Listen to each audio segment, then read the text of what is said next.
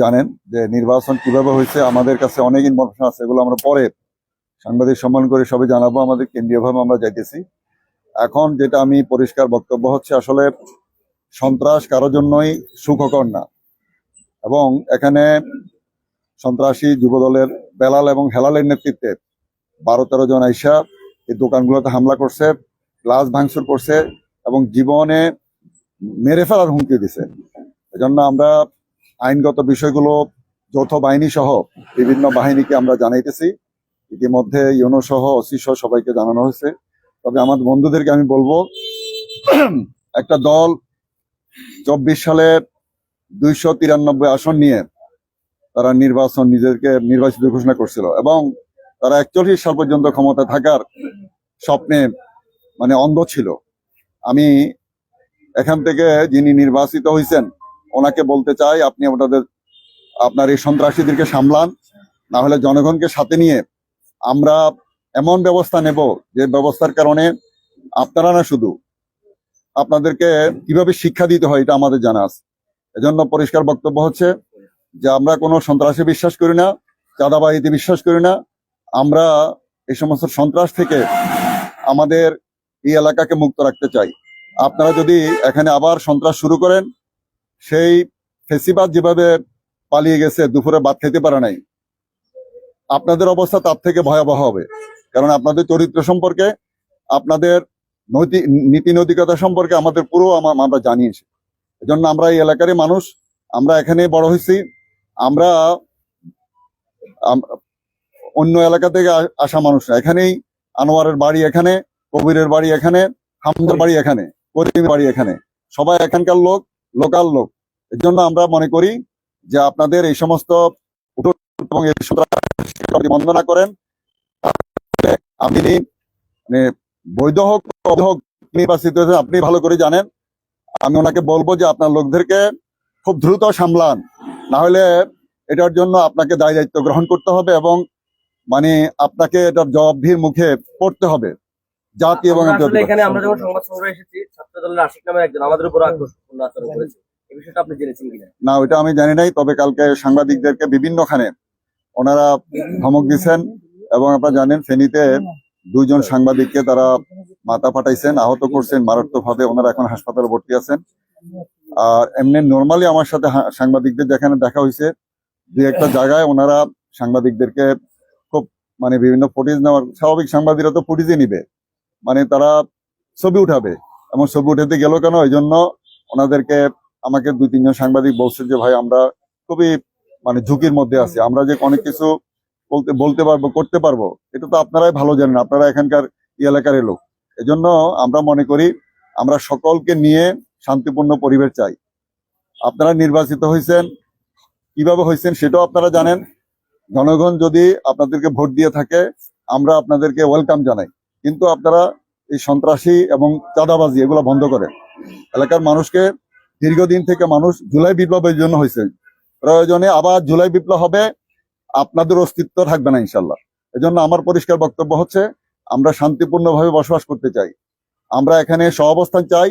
আপনারা এমন কোনো পরিবেশ তৈরি করেন না যে পরিবেশের কারণে আমাদের লোকেরা ক্ষতিগ্রস্ত হয়, এলাকা ক্ষতিগ্রস্ত হয়, মানুষের মধ্যে একটা আতঙ্ক তৈরি হয়।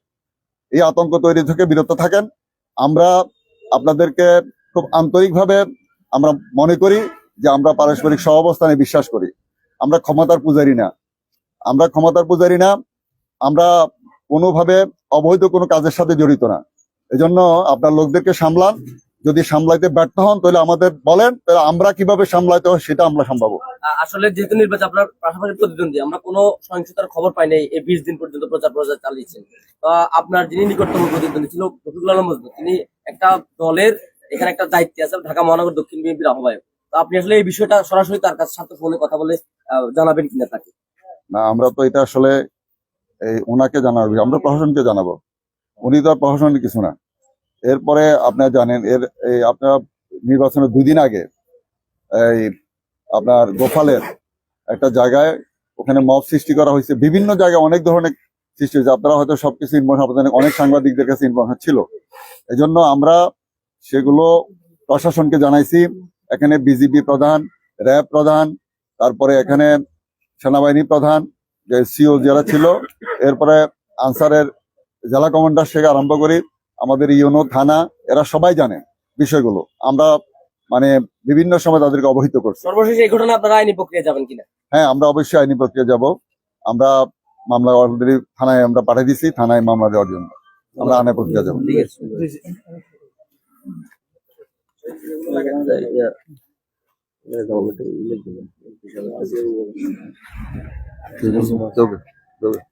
অনিক ভাই, আমি কিন্তু চলে যাবো।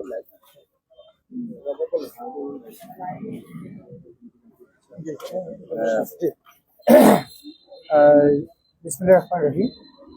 সম্মানিত সাংবাদিক বন্ধুগণ, সমাগত উপস্থিতি, সম্মানিত ব্যবসায়ী মন্ডলী, সম্মানিত ফুলগাজীবাসী, আসসালামু আলাইকুম রহমতুল্লাহ। আপনারা জানেন গতকাল ত্রয়োদশ জাতীয় সংসদ নির্বাচন অনুষ্ঠিত হয়েছে। আমরা আগেই ঘোষণা দিয়েছি জনগণ যে দিকে রায় দেয় আমরা সেটা মেনে নিব। কিন্তু দুঃখের সাথে বলতে হচ্ছে আজকে সকালে ঘুম থেকে ওঠার পরেই আমরা যেটা জানতে পারলাম, আমার মুন্সিরহাটে আমার 5টা দোকানে আক্রমণ করা হয়েছে। একটা হলো হামজার পোল্ট্রির ওই দোকানটাতে, আর একটা আনোয়ারের 2টা দোকানে, এরপরে আনিসের দোকানে, করিমের দোকানে। ওই 2টা বন্ধ ছিল, ওটা ছাটারে অনেক ধরনের আঘাত করা হয়েছে। তো 5 জনের দোকানে, ওই রিগান ভাইয়ের কাপড় দোকানে, ওখানে হামলা চালানো হয়েছে। এরপরে আমাদের ছোট্টমন্দার মুরব্বী মানুষ, উনি কোনো জামাতও করেন, হ্যাঁ, কে না কি বলছে সে ভোট দিছে, এই জন্য তাকে এবং তার ছেলেকে নির্লজ্জভাবে আঘাত করা হয়েছে। আমরা সাথে সাথে আমি বিএনপির সভাপতি এবং সাধারণ সম্পাদককে কল দিয়েছি। ওনারা ভালোভাবে রিসিভ করেছে এবং বলছে আমাকে বলছে আপনার থানায় যান, দ্রুত থানায় যান, এরা আমাদের দলে কেউ না, যদি কেউ হয়ে থাকে আমরা বহিষ্কার করতেছি, এতটুকু আমাকে বলছে। আমি ধন্যবাদ জানালাম। প্রথমে আমি যখন একটাতে আক্রমণ করে তখন আমি তাদেরকে জানাই, ওসিকে জানাই, ওসি দ্রুত পোস্ট পাঠাইছি ইউনো সহ। এরপরে দেখলাম যে আমার আরো কয়েকটা, তো আমি আবার ফোন দিলাম স্বপন ভাই এবং হোসেন ভাইকে, ভাইজান আমি তো আপনাদেরকে জানানোর পরে বাকি 5টাতে হামলা হয়েছে, আপনার কোথায়? তো হোসেন ভাই বললো যে আমি তো আসলে একটা জানাজার কারণে যাইতে পারিনি। স্বপন ভাই বললো যে আমি যাচ্ছি, আসছি কিনা জানি না। হোসেন ভাই পরে আসি, উনি বলছে, ওনারা বলছে যে ওনারা এগুলো সমর্থন করে না। এখানে আজিম ভাই, আক্তারুজ্জামান আজিম ভাই, উনিও বলছে এরা আমাদের দলের আসলে পদবীর কেউ না, এরা কারা, আপনারা এদের বিরুদ্ধে ব্যবস্থা নেন। আমি আপনাদের মাধ্যমে যেটা জানাতে চাই যে গতবারও 5ই আগস্টের পরে কিছু দুর্বৃত্ত পরিকল্পিতভাবে দোকানগুলোতে হামলা করেছে, আপনারা দেখেছেন। কেন? এই যে চাঁদাবাজি করার জন্য। এই দোকানদারদের কাছে টাকা আছে, আসলে এখানে রাজনৈতিক উদ্দেশ্যের চাইতেও এরা এক ধরনের চাঁদাবাজ। এই চাঁদা আদায় করার জন্য যেমন হামজার দোকানে তারা হামলা করেছে, তারা এই দোকানে দেখেন বাসি বাসি কিন্তু দোকানগুলোতে হামলা করেছে। কারণ কি? এরা কিন্তু উল্লেখযোগ্য কোনো রাজনৈতিক দলের আনোয়ার ছাড়া আর বাকিরা কেউই কিন্তু সক্রিয় রাজনীতিতে নাই। তাহলে এই যে এখানে একটা চাঁদাবাজির প্রেক্ষাপট তৈরি করা হচ্ছে, এই জন্যই তারা এই ঘটনাটা ঘটিয়েছে। আমরা আপনাদের মাধ্যমে, যেহেতু ওনাদের দল যেটা বলছে উল্লেখযোগ্য, আমাদের দলের থেকে মজদু ভাই নিষেধ করছে, দল নিষেধ করছে, তাহলে এরা কারা? আমরা দুপুরের পরে মজদু ভাই সহ বসে এদেরকে বহিষ্কার করবো, আপনারা আইনানুগ ব্যবস্থা গ্রহণ করেন।